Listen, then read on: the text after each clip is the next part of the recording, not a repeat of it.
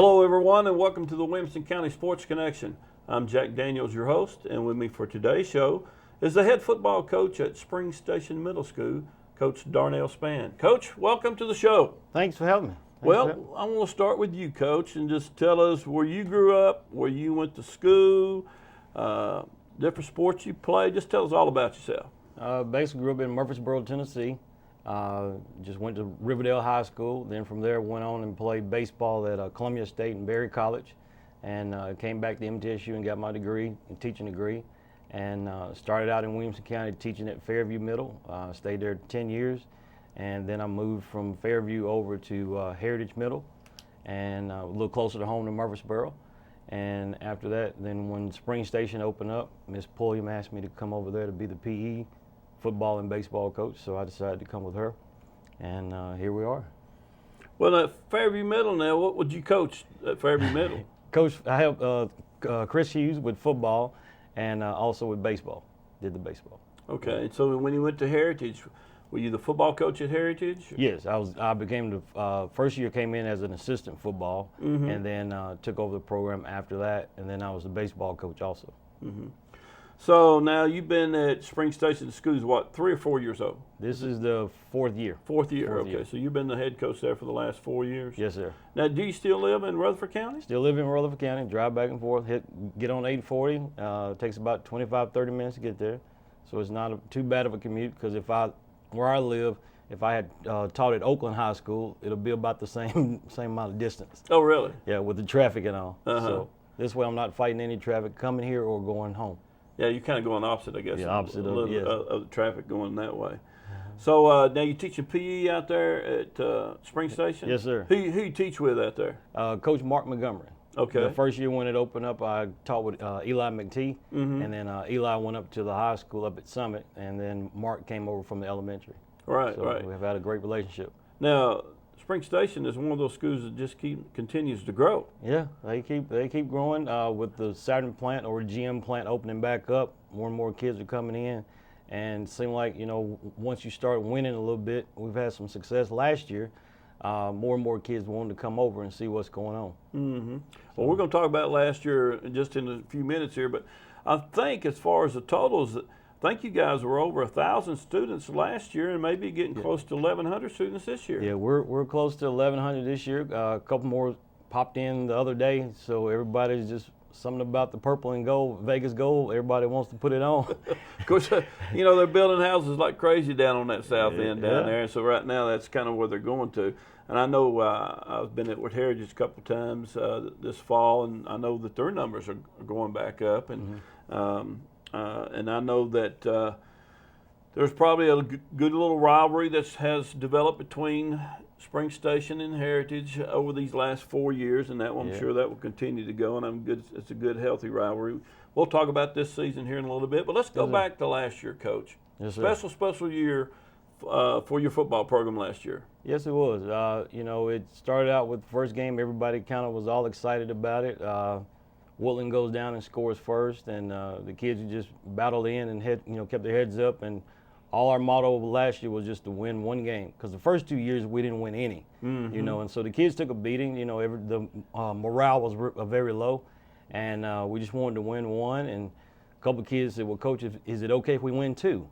And I said, "Well, right now we just want to focus on one." So after we got the first win, then we just, like a snowball, just kept rolling and rolling. The kids got that confidence up there, and the mood in the building was really good, was outstanding. The administration was, they've always been behind us, and they, whatever we need to get, we were able to get it, and just kept pushing along. Now, from what I can remember, some of those scores were pretty close last year. Yes, they were. We were pretty fortunate to kind of go over some of those scores, Coach. Well, we had several of them that were 7-6, and that's what I was thinking. Yeah, and we really went in and put a thing about special teams was our big number one goal. Right. Was to take special teams to another level, and we had an outstanding kicker in Jackson Welch. And the holders and the snappers, we just got what we needed, and we were able just to hold on. The defense really rose up to the occasion.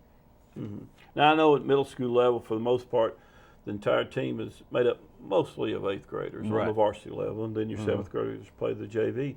So how many of those kids, Coach, are playing up at Summit right now? Right now, it's about 25 that went up. We've had some that move away. We had a couple decide to stay with another sport that they play, and which is fine. They just felt that their other sport was a little bit better, and about 25 that went up there, and the high school coaches are really impressed with those guys coming up. They've been attending their camps and summer workouts, and went up there with a great attitude to help send a message for this next group coming up. This is what to expect, and just start a little pipeline going, and we just continue to grow and having a good time with it. Now, do you have any kids of that group that you think may contribute to the varsity this year? There's a couple. They've had some injuries. Aaron Mitchell is one of the kids. He's starting at free safety and rolling in. A couple others. Jackson Welch knocking on the door. So is Jake Geasley's knocking on the door. And those kids are, seem to be doing pretty well and hanging in there. And, like I say, we've always talked to the other ones. Tommy Smith is another one that's popping in there, doing some things. So they're really doing some really great things and really shining up. Well, I know that Summit has a freshman program and a Yes. freshman team, and they'll have their own schedule, so we can expect that team to be successful, especially Yes. after last year's result there at the middle school. But I know in the situation where you're at there at Spring Hill, all the construction that's going on, did you get any move-ins this year, Coach, on this year's team? We've had a couple that moved in from Texas. Last year we were able to have one that moved in from California. I don't know how they found Spring Station, but he came in from California. We've had some students that came from Pasadena, California, that are in there that have tried out and did some things. So something about that West Coast, a lot of people want to come this way and see what's going on down south, and see what's going on with us. I think our prices are a little bit cheaper here for the land and housing than what I know. Nissan, when they came from California, brought their headquarters. They brought a lot of people from California with them into our community, and that was one of the biggest things I remember back at that day about the housing prices were so much different here than. So I think we still kind of get that influx of people, but we get people from all over, and with the GM plant, a lot of people from up north, I think, came down originally with the Saturn plant and that kind of thing. But let's talk about who helps you this year, Coach. Who are your assistant coaches? Nick Freeze. Nick Freeze does the defense and handles all that. Tim Jones, okay, and Coach Hatcher is come on. He used to play at Page back early in the 90s, and he's come on and helped us out really well because Coach Jones takes care of the line. I take care of the special teams. Didn't look too good last night, but I take care of the special team. And Coach Hatcher works with our quarterbacks and running backs. So, now, are these guys, are they faculty members at school or non-faculty? Coach Jones, and he teaches 6th grade, and Coach Freeze teaches 8th grade, and then Coach Hatcher has a dairy farm that he takes care of. Okay. So he comes in the afternoons and helps us out. All right. Now, is this the dairy farm down on Arno Road? Yes, sir. That is it. They bring you any milk products over there? Every now and then. Because they say now, don't they say now that chocolate milk is one of the best things an athlete can drink? Yes. For replenishing everything. Yeah. So we may look into that a little bit more and get some more. And I hear they got good chocolate milk. They have over really there. good chocolate milk. He's bringing several to practices, so we've talked and everything. So yeah, it's pretty good. That's good. Well, let's talk about this year's team, Coach. How many kids you got out on the team? I've got 64, counting varsity and JV. We have approximately 25 8th graders that play pretty well. It's a big learning experience for some of them because this is the first time they've actually, because we've got a lot of speed guys that have played like that have done cross country and track. That all of a sudden, they've played football in the past, but they want to really give it a go and see what it's like, and just trying to catch them up to the curve. And because the speed of the game is so much faster than what they're used to, and trying to get them comfortable. Because I met with a couple of them today, and I was telling them, we're going to stay a little later just to try to catch them up. And they were all, yes, sir, whatever we need to do, because they have the same goal that we have, is trying to get them to be comfortable and trying to get them to produce at the level that they're capable of doing it. So when you say the speed of the game, Coach, I'm assuming they've been playing in youth leagues there? Yes. What are some of the youth leagues there in the Spring Hill community? We've got the Spring Hill Raiders. We also have the Coyotes, and those are pretty much the two that everybody plays, one of the two. And the coaches there, they've been to several of our practices, and they've been to some things that we've done. Also, the high school coach had an account for all the coaches that was open up to, so everybody can kind of get on the same page of what. So that way we can keep our pipeline going from offense and defense and special teams, and it just kind of keeps keep everybody in the loop. But these kids, they're used to one or two players that have been dominating, to where now everybody has to contribute. Just don't sit back and watch one person run down the field, back and forth, sweep right, sweep left. Now everybody has to do their job because everybody's just as good as you are. Now, the 25 eighth graders that you got, I'm assuming that probably most of those guys are your starters. Do you have any seventh graders that are starting for you? I have a couple seventh graders that come in and start. Actually, this year I have a sixth grader that is actually starting with us. Yeah, he plays in the backfield, has good speed, has good maneuvers, through it. Occasionally he shows it, that he is a sixth grader. So we are pretty patient with that, but I see a lot of good things that's going to happen for him. So you have tryouts then, Coach, and have to cut? Yes, we have tryouts and have to cut. So you probably not too many sixth graders in on the squad then? No, not too. This year we have about 10 or 12 sixth graders that come out. So the rest of the kids would go back and play with the Coyotes or the Spring Hill Raiders or whatever, that kind of youth programs. Yes. It's probably better for them too because they're going to get more playing time and more attention in practice, and they're going to be competing, and they would be just sitting on the sideline. Sitting on the sideline. And and that's what I tell them. I said, I always have an open door policy. I see them in the building all the time. I said, if you don't make it, come see me. If your parents come see me, then I'm thinking that your parents want to be that your parents want to play, not you. So which one's more important? But if you come talk to me, that way you can get a written assessment of what you need to work on, take it back, work with the Coyotes, and work on those things. Then the next year, when you're in seventh grade, you're ready to go because you know exactly what to expect. And that's kind of been what our policy has been, and the way we kind of run our program. Coach, you mentioned earlier about the high school coaches doing the clinic. Just how much involvement in your program do you kind of connect it with Summit High School? Basically, we pretty much kind of run the same kind of offense and same kind of defense. Basically, everything from special teams is pretty much similar. Coach Keesley and Coach Dryden, two of the big ones that have come up and really, worked with our kids and, talked to them and showed me what they're doing and breaking it down. And then I take it I'll talk to our coaches and break it down so everybody is all there. And then we take it to the players and break it down.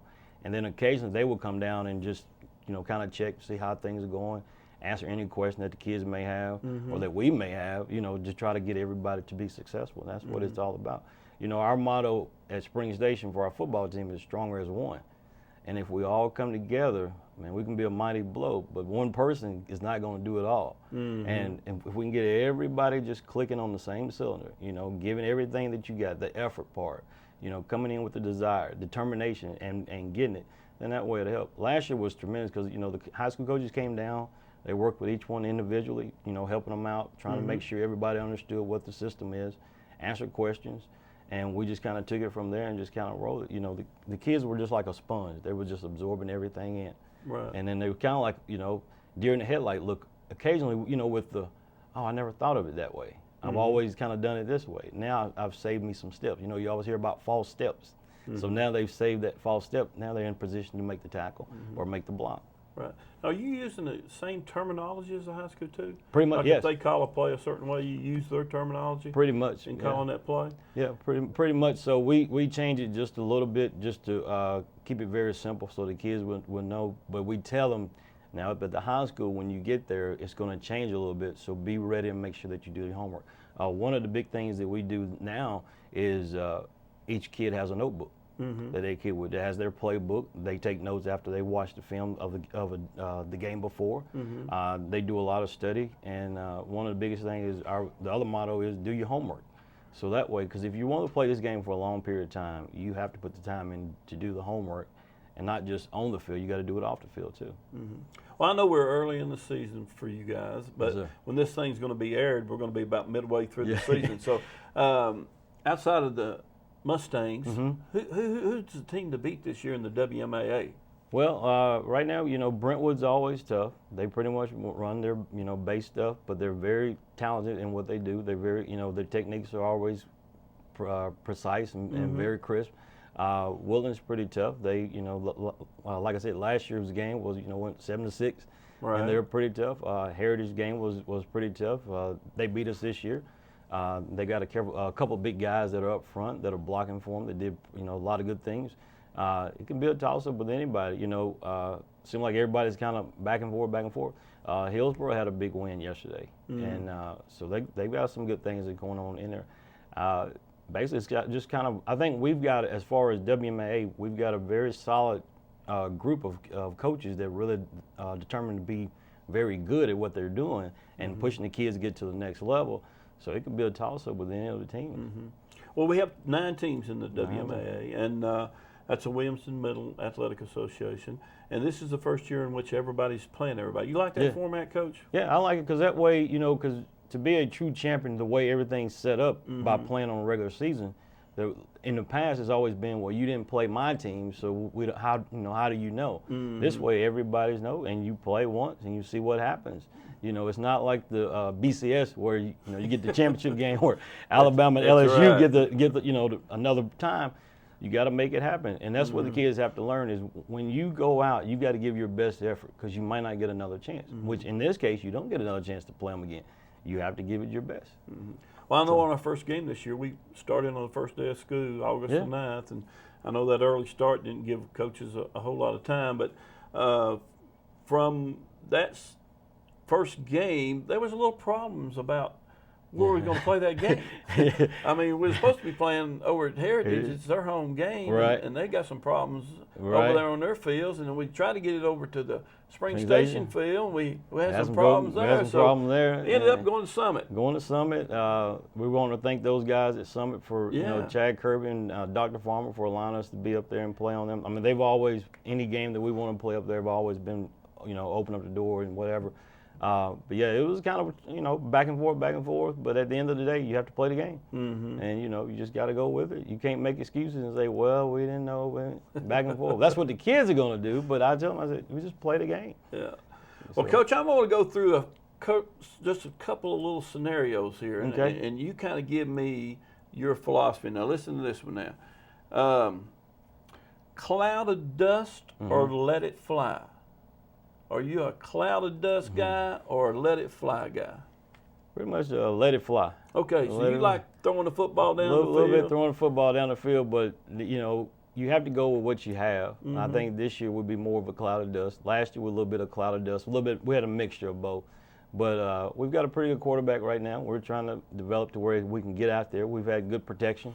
So we're going to try to let it fly a little bit. We got some guys we got some talent. That's why those guys that used to run track that are now coming to play, we want to try to let it fly and let those guys, show their skills and where it is. So now, do you call the offense? Yes, I call the offense. You call the offense. So, I mean, if it's on your own 10-yard line, you just get the ball.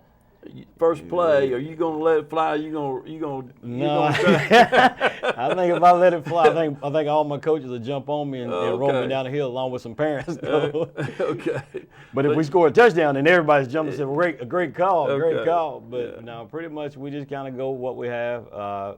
Occasionally, I like to let it fly, to get those receivers, because when I played in high school, I played wide receiver, and that's what I tell the kids. I said, every time the ball was up, it was mine. And that's the mentality that you got to have as a wide receiver. So as a wide receiver, you want the ball. Because you get tired of going out there every play and blocking. You want to, hey, I need the ball. Right. I want the ball. Well, on the defensive side, are you a read and react type guy, or are you an attack and disrupt type person? More of a read and react. Because I played corner and free safety, so gives a little time to see what's going on and then react and go. So that way. Now, who calls the defense for you? Nick Freeze. Coach Freeze does. Coach Freeze does. And what's kind of a base alignment for you guys on the offense and the defensive side? What do you line up in? On the offense side, we pretty much run a little bit of I, along with the double wing that Georgia Tech and Navy runs. Pretty much that setup. Defense pretty much 4-4. Occasionally slide into a 5-2. But for the most part, we got 4-4, and we've been pretty fortunate to have the kids to run the system. And sometimes we've tweaked it some to fit what we need, and I think that shows the maturity of the coaches to be able to go there. Because some coaches, I want to run this system. This is what we're gonna run. We're not gonna change and all that. So, but we kind of look at the kids and try to fix them in, and then go from there. Right. Now, you've been in the county for several years. Now, do the middle school coaches that you've been around, do they do the same thing year in, year out? Most of the time, some make some tweaks and everything. Some, get some, ask some advice. Have a good relationship with Brentwood, because, that was kind of my philosophy last year was, I want to know what the guys at the top are doing. Brentwood's had very good success winning the county championship. Graston has it also. So I went to Brentwood, asked, talked to Dennis Harrison over there, and talked to him. What are y'all doing? And Doug Adams. I said, what are you guys doing that are different? And they said, no, Coach, we don't do anything different. We just block and tackle, and we teach over and over. So that's kind of what we did. We just took it back and just went into blocking and tackling, just constantly every day. Sometimes as an offensive coordinator, you get all these schemes. You want to come up with all these different plays, and nothing works if you're not blocking. Right, that's for sure.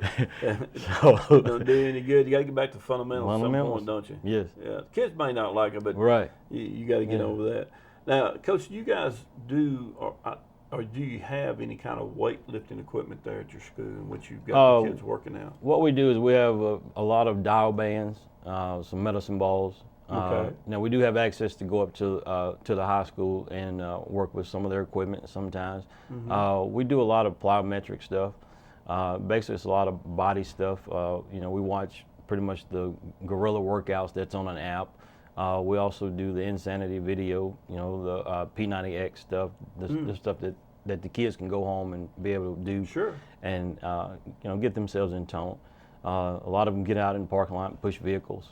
So they do a lot of stuff that doesn't cost a whole lot of money to where they can get to what they have. So. Now, do you have some kind of organized workouts in the summertime for them? Yes. What kind of conditioning do you do? We come in every Tuesday and Thursday during the summer, and basically we go through all the drills of the speed and agility, the ladder drills. We do tons of push-ups and sit-ups, and we do a lot of jacks, the little wrestling jacks that people do to try to help build the core and build the legs up.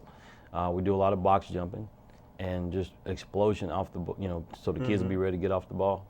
All that's good, really good stuff, especially get the core going so that you can actually, when they get to high school, start putting some heavier weight on the bar. And after those type of things, you got to get that core going. So what do you think, Coach, is the aspect of the importance of a football program to the overall school?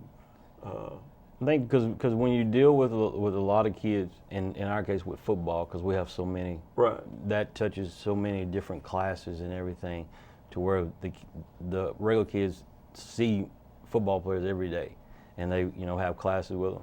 And if the football team's winning, it just kind of sets the morale within the building. There's a buzz around it. The first 2 years when we had the team, the kids would come back. Oh, did y'all win? No.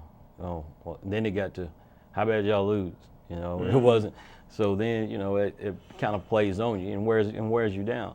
Last year was phenomenal. We had the win here of 7-6, another win 7-6.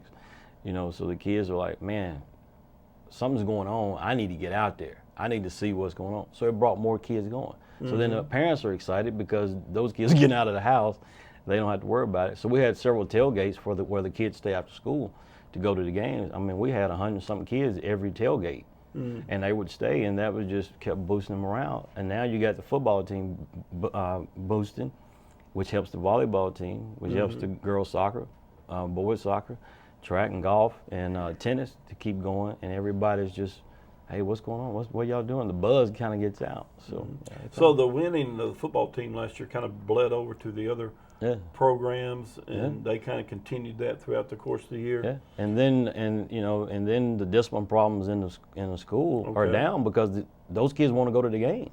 They can't wait to the games. I want to be a part like everybody else, and we brought them along. We try to include them all.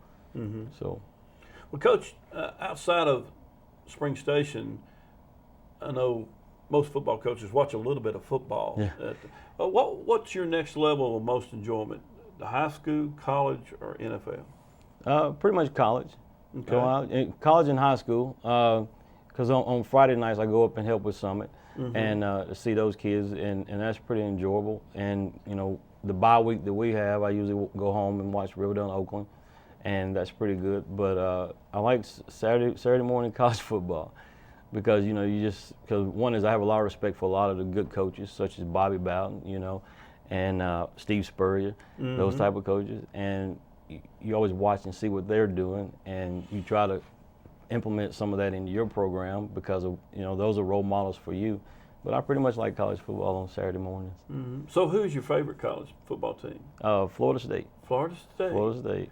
I should have got that when you said Yeah, Bobby my bad. Bowden right off the bat. Yeah. So what made the connection there? Just because of Coach Bowden? Well, a little bit of Coach Bowden, but we pretty much have the same. When I was at Riverdale, and I still go back every now and then, we were the Warriors, and the emblem of the chief. And the colors. And the colors are all the same. There you go. So we're there, and pretty much do the same type of with the horse coming out with the spear. Yeah. And Fear the Spear is right there on our wall, and so it's all right there together. So yeah, it's pretty good. Well, do you have any fundraisers going with your football team that you do throughout the year? You want to tell people about? What we're doing is we have a thing with the cone of ice comes out, and they set a little snow cones to the kids while the games are going on. We do a T-shirt where we have Stronger as One. Our motto is on the back, and it just has Spring Station football on the front. We sell those. The other thing is we do several pancake breakfasts where you come out at 7 o'clock. We do it at Captain D's or Applebee's. We've done it at Applebee's in the past. You name it, we kind of get it going, because you got to have money to run your program. So we kind of get out there and do those things. So we hopefully be selling some signs, to put up on our fence and stuff like that, to do things. Now, does the principal get to come out to the games and watch the games? Oh yes, sir. She's always there. She's always there. She's one of our big supporters. She comes out and she wants to make sure that they're in line. She checks our locker room, make sure our locker room is good and clean. And she's always she's been there from day one. Hey, whatever you guys need, I'm in full support. Right. And our assistant principals are right there too. To help out whatever we need. And it's just been a really good relationship with everybody of getting us there. Well, Coach, I appreciate you coming on and being on the show. Yes, sir. Best of luck to you the rest of the year. Keep healthy, and go Mustangs. Yes, sir. Thank you. Thank you for joining us for this segment of the Williamson County Sports Connection. I'm Jack Daniels, your host.